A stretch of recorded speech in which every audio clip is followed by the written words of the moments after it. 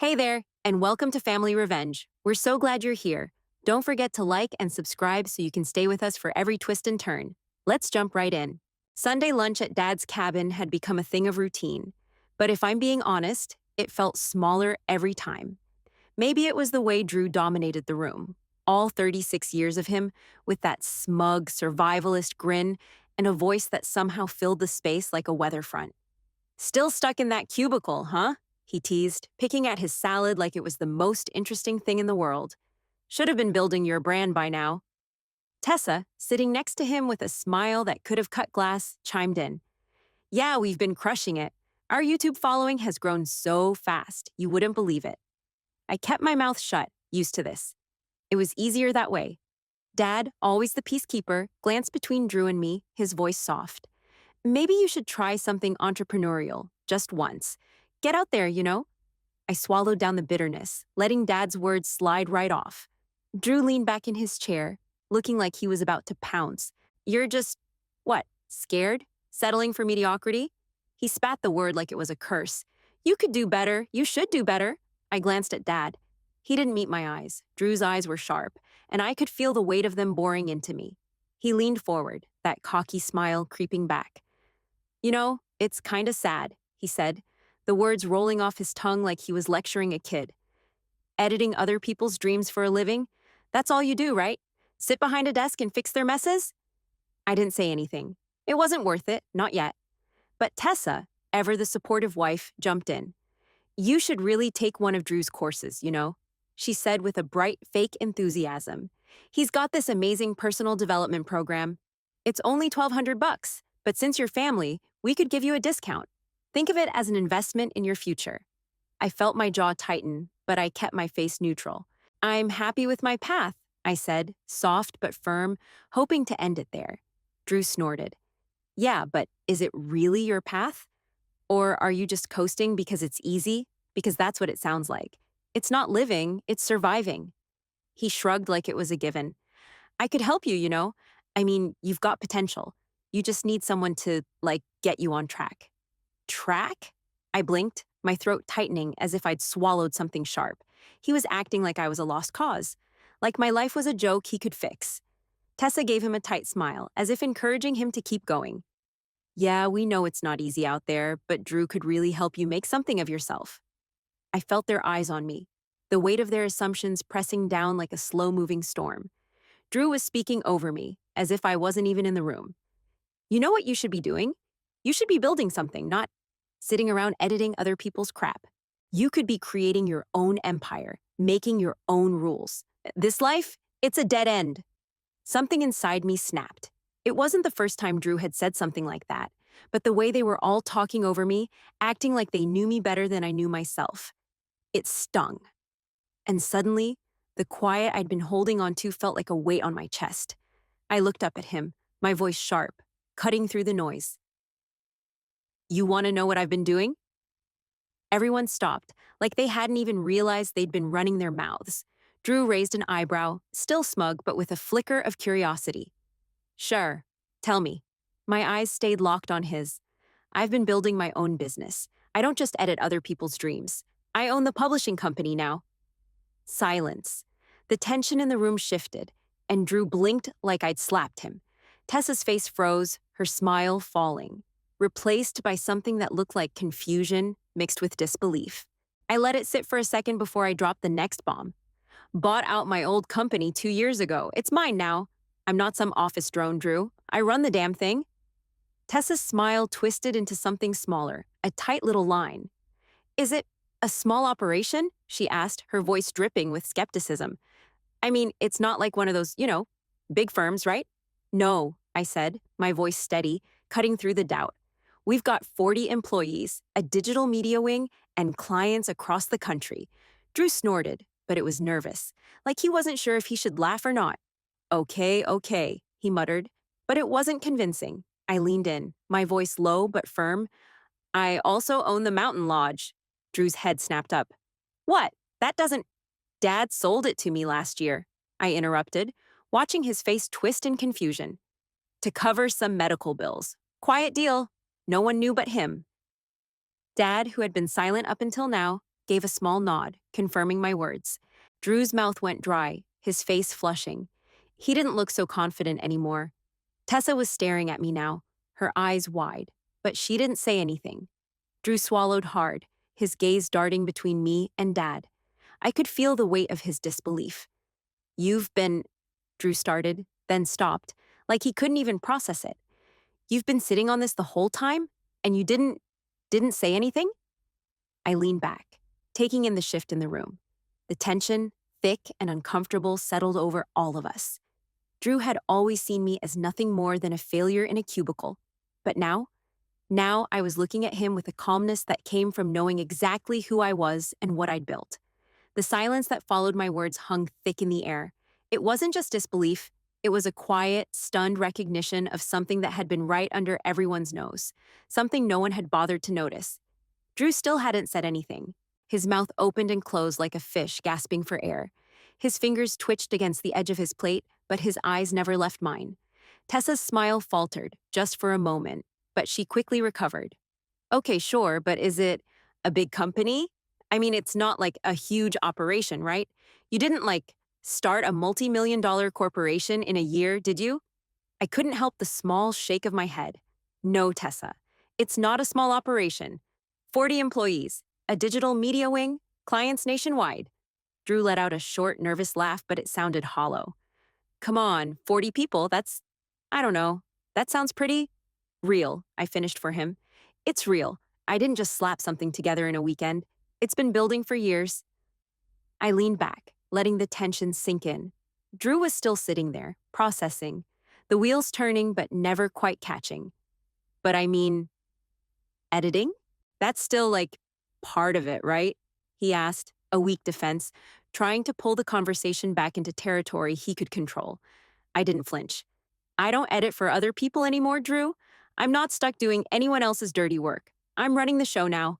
Tessa blinked, her lips curling into that smile again, but it was tight, forced.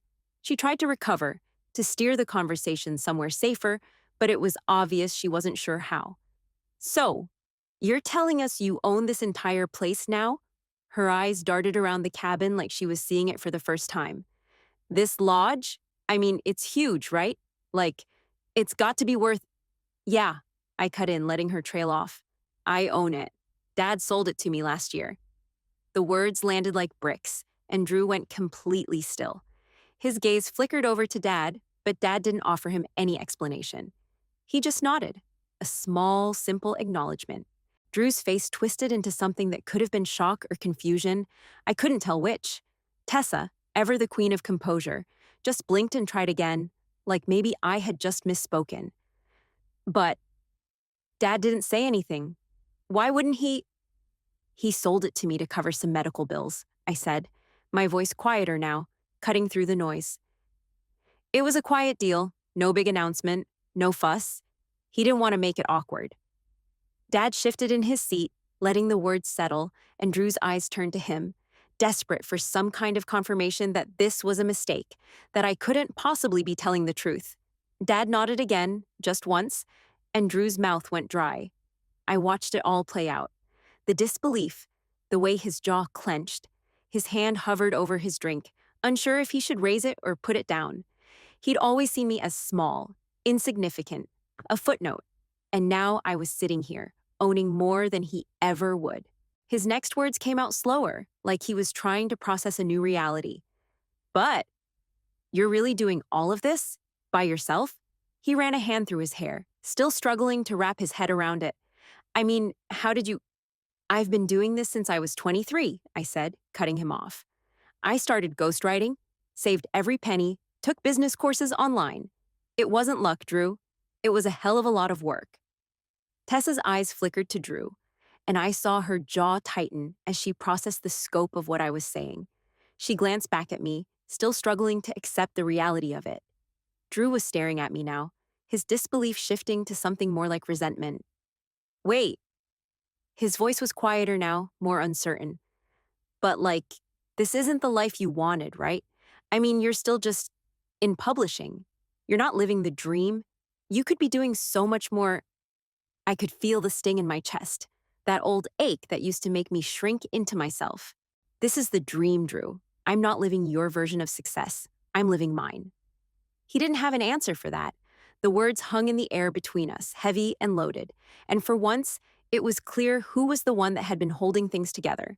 Not him, not Tessa. I didn't need their approval anymore. Drew was still trying to recover, shifting in his seat like he was about to make some grand comeback. Look, I knew you were doing well, he said, his voice a little too quick, a little too forced. I mean, I wasn't, blind. I just didn't realize how well you were doing. But I always figured you'd get there eventually. His eyes darted around the table, looking for someone to back him up, but Tessa wasn't offering him anything. She was too busy looking between Drew and me, trying to process the words still hanging in the air. Drew straightened up, trying to play it off like this was some kind of big reveal for everyone, like he had known all along and just hadn't bothered to mention it. But I could see it. His hands were trembling slightly, his usual confidence slipping like sand through his fingers. I felt the old sting of being underestimated, the kind of sting that came from years of being pushed down to the edge of the family table. And now I wasn't just at the table, I was running the show. I leaned forward, my voice steady but low. You want to know how I've been making money all these years? How I helped you build that little brand of yours? Drew's face went pale and his mouth shut tight as if he knew what was coming. You know those best-selling books of yours? I said, the words falling like stones.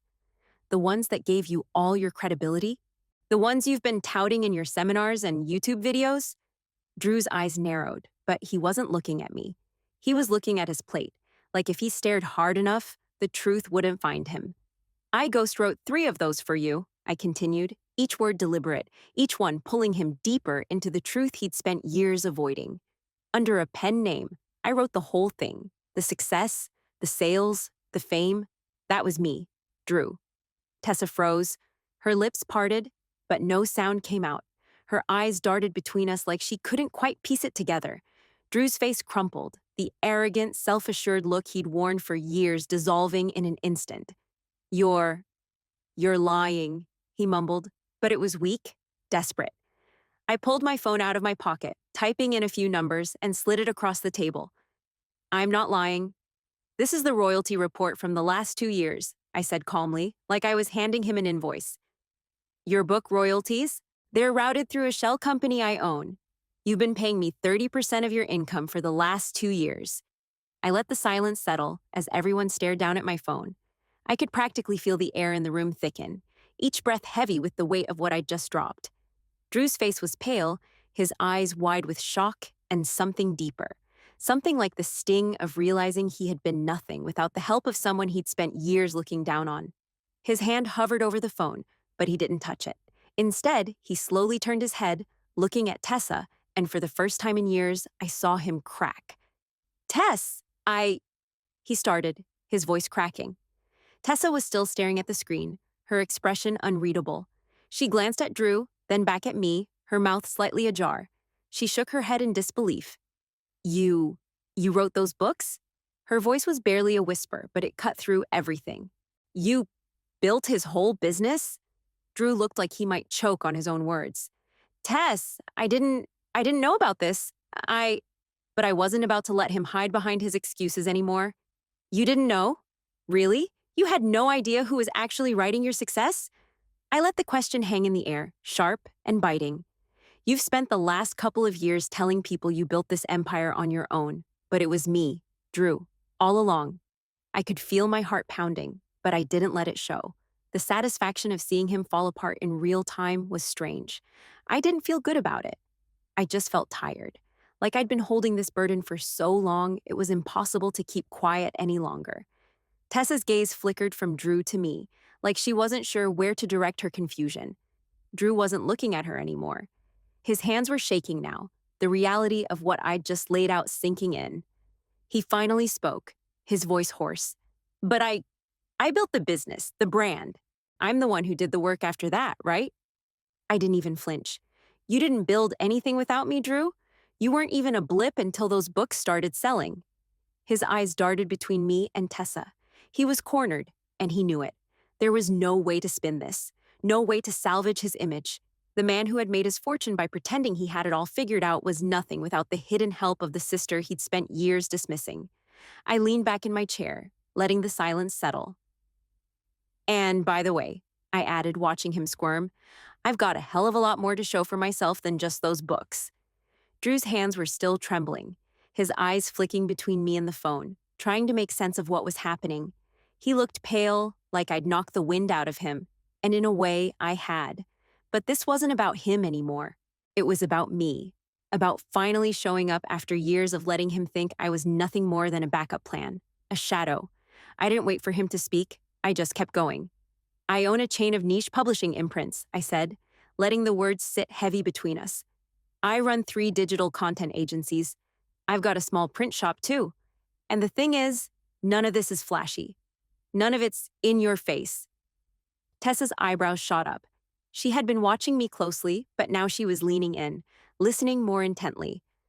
You really built all that? She asked, almost hesitant, as though afraid to believe it. Yeah, I answered, my voice quiet but firm. I did. It's not about the size or the noise. It's about the work I put in. I've built everything from the ground up.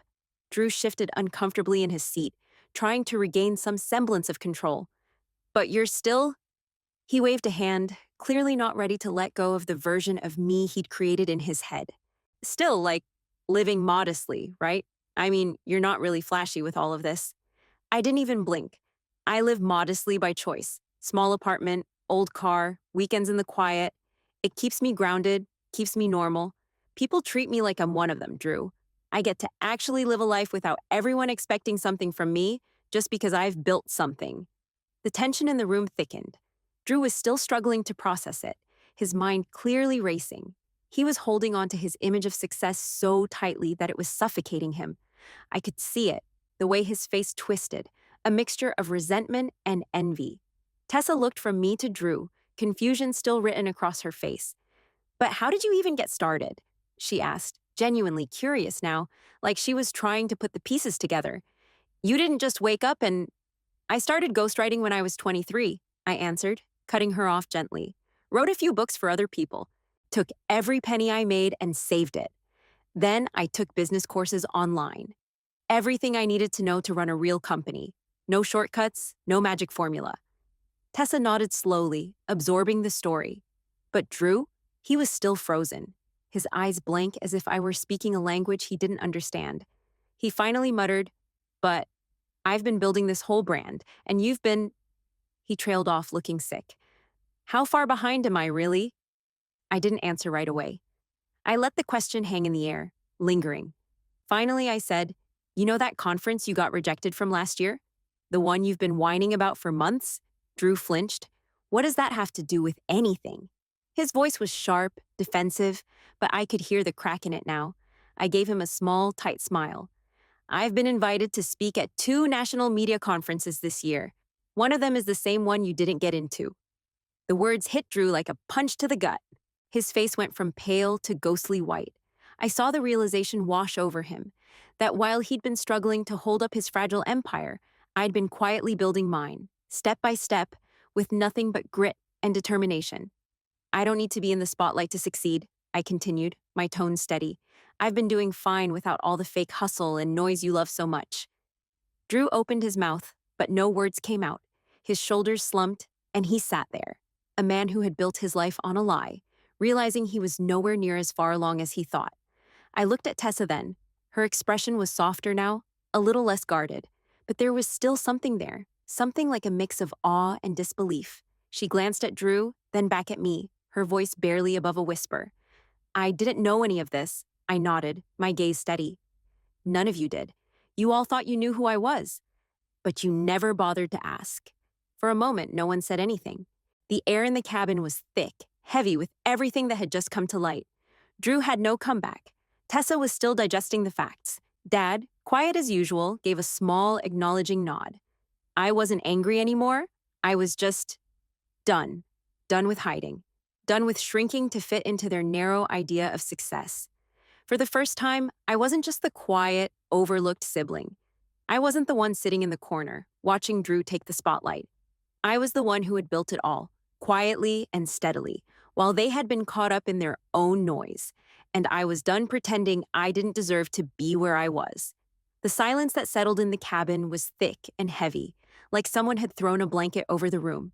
Drew sat there, his mouth closed tight, his shoulders slumped. All that energy he usually exuded, that constant need to be in control, was gone. He didn't have any more lectures to give, no more fake concern to offer. For once, he wasn't the one in charge. Dad broke the silence first. His voice was low, quiet, almost apologetic. I I should have seen it sooner, kid. He looked at me, his eyes softer than I remembered them being in years. I always thought, I thought that flashy success, the kind you can show off, was the real kind. But I see now that I was wrong. I nodded once, but there was no bitterness, no anger in my chest. Just a quiet understanding. It was a shift, a recognition that had never come from anyone in my family before. And as much as it stung to hear Dad say that out loud, I appreciated it more than I could say. Tessa cleared her throat, trying to fill the gap. So, now that you know the industry so well, maybe you could help us? I mean, we've been struggling to grow our brand, and you're clearly doing something right. I looked at her, my eyes steady. No, I said, but it wasn't a harsh no.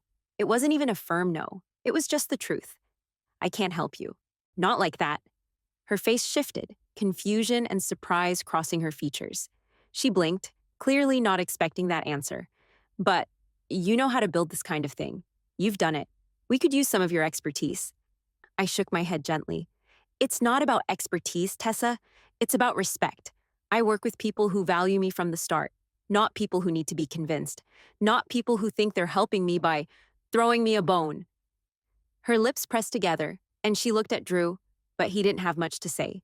I could feel him shrinking beside her, his face twisted in that uncomfortable way people look when they realize how much they've underestimated you. Drew shifted in his seat, his face flushed, the color draining from it as his words stumbled out. I'm sorry, he said, barely above a whisper. I didn't mean to, belittle you all these years. I guess I don't know. I thought. His voice trailed off, like he couldn't find the right words to fix everything he'd said, everything he'd done. For a long moment, I didn't respond. I just let the air hang there. I could feel the weight of the apology, but I wasn't about to rush into it. He had a lot of making up to do. And this was a start, but not enough. I accept your apology, Drew, I said, my voice calm, my gaze unwavering. But let's be clear. This is the last time you'll ever underestimate me. The last time you treat me like I'm just the person in the corner. I could see him swallow hard, the pride he'd always held so tightly to slipping away in pieces. But there was a rawness to it now. No more arrogance, no more superiority. He was just a man who had been called out, who had finally realized he didn't have all the answers. Dad shifted in his chair, clearing his throat again, his voice more firm this time. I don't know what kind of pride I've been holding on to all these years, kid, he said, looking at me with a kind of new respect I wasn't sure I'd ever see. But I see it now. I see you. Drew didn't say anything after that, his words lost somewhere deep in the quiet. Tessa shifted in her seat, not quite sure what to say now either. I wasn't angry with her. I wasn't even angry with Drew. But I was done. Done with the underestimating. Done with them assuming I was small just because I didn't fit their version of success. I took a slow breath, letting the weight of the moment sit with me. It felt like the end of something, a long, slow burn finally extinguished. But it also felt like the beginning of something else, something new, something I had built on my own, and I wasn't about to let anyone tear it down. Not now, not ever again. And that was the real shift. The evening dragged on, the clink of silverware against plates, the only sound now that the conversation had fallen into a lull. Everyone was finishing dessert, but the weight of the earlier exchanges still hung in the air. Drew had gone quiet again, his eyes distant, his fingers tapping against the edge of his glass. Tessa had retreated into herself, glancing between Drew and me with uncertainty, like she was still processing everything that had just unfolded. Dad was the first to move, standing up to clear the table, but Drew stayed seated, staring down at his plate, picking at the crumbs. I didn't interrupt him, didn't rush him. I was done with rushing. Finally, after what felt like an eternity of awkward silence, Drew cleared his throat, his voice quieter than I'd ever heard it. I can't afford the rent next month, he muttered. the words awkward as if they were forced out. I didn't respond immediately. The truth hung there between us, and part of me almost enjoyed watching him struggle with the reality of his situation. But I wasn't about to rub his face in it. Instead, I simply nodded, watching him, feeling the shift in the air. "That's right," I said, my voice calm but firm. "You now technically rent from me." Drew's gaze flickered up at that, his face reddening, but I didn't give him a chance to speak. "I can waive the rent for next month," I continued, my words measured. "But there's a condition." Tessa's eyes widened, and she shifted uncomfortably in her seat. Drew stared at me, his jaw tight, probably trying to figure out what kind of game I was playing. But I wasn't playing a game. This wasn't about leverage or power, it was about accountability. "You'll publicly apologize for the way you've treated me all these years, the way you've belittled me in front of everyone, the way you've always made me feel like I didn't matter," I said, meeting his gaze steadily.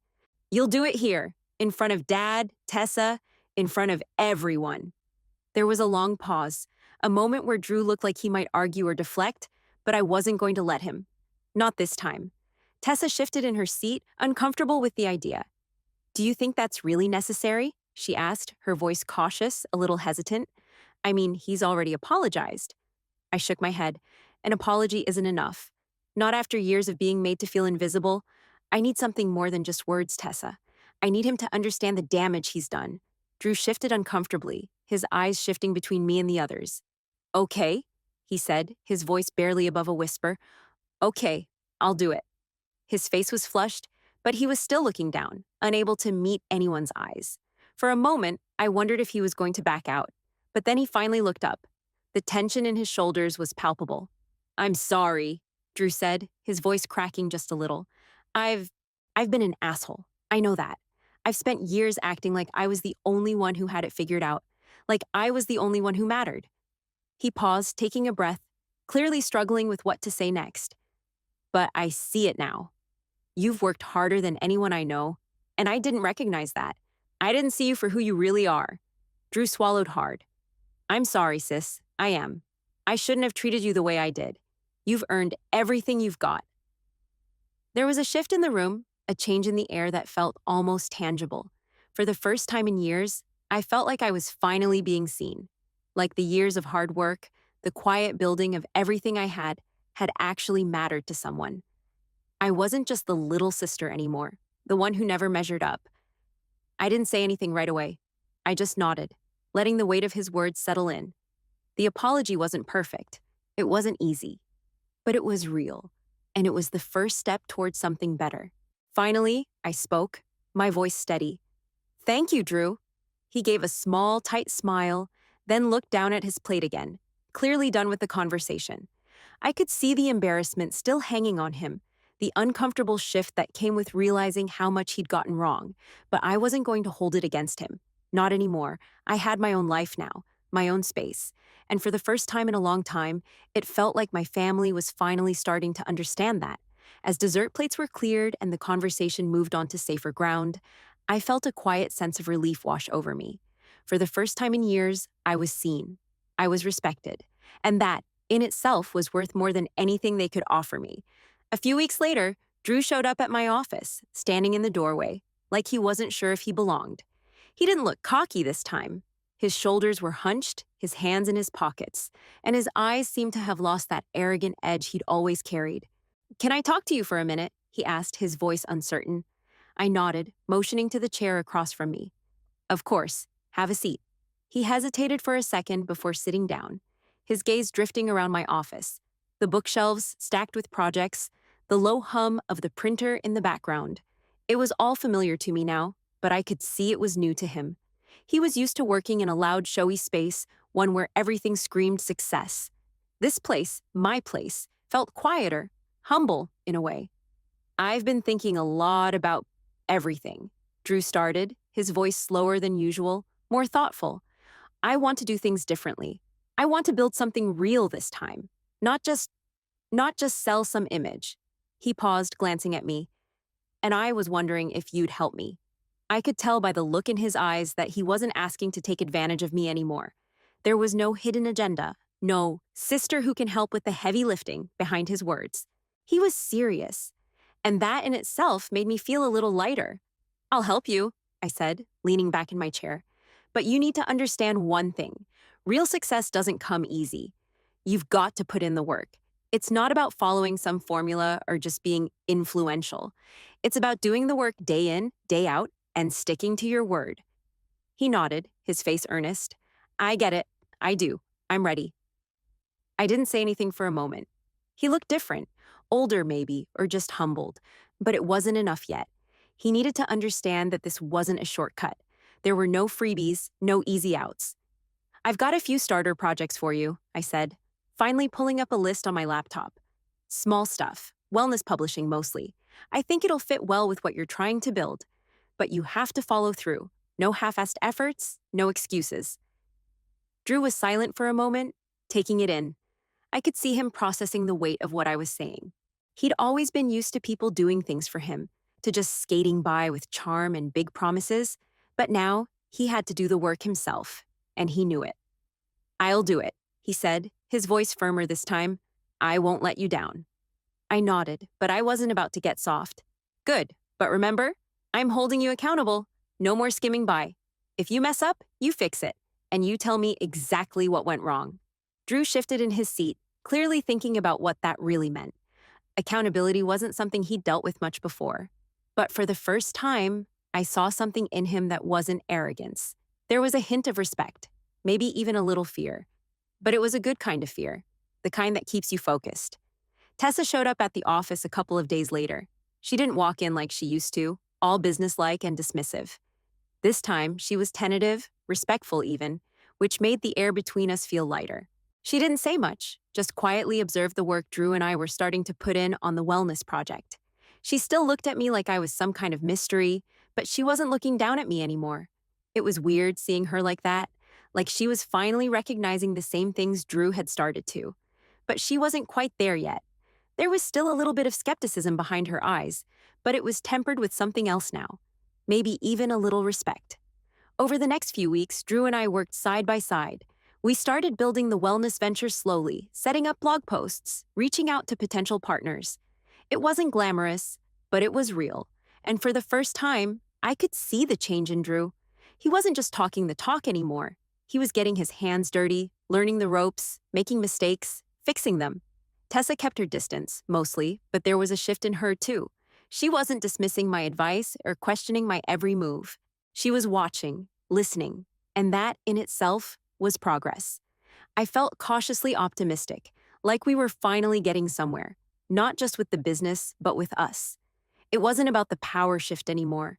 It was about healing, about finding a new way to be together, to work together, without all the old baggage, without the judgment, without the belittling. And that, for me, was the most important part. 6 months later, Drew stood on stage at his book launch, a real one this time. No more gimmicks or borrowed credibility. His book, written by him, edited by my team, had earned genuine praise, not just from fans, but from the people who mattered in the industry. He looked different, too, more grounded, less of the bravado that used to consume him. I want to take a moment to thank someone who's been a real part of this journey, Drew said, his voice steady, no hint of the arrogance that used to fill it. He glanced at me in the crowd, and for the first time in a long time, it felt like he was actually seeing me.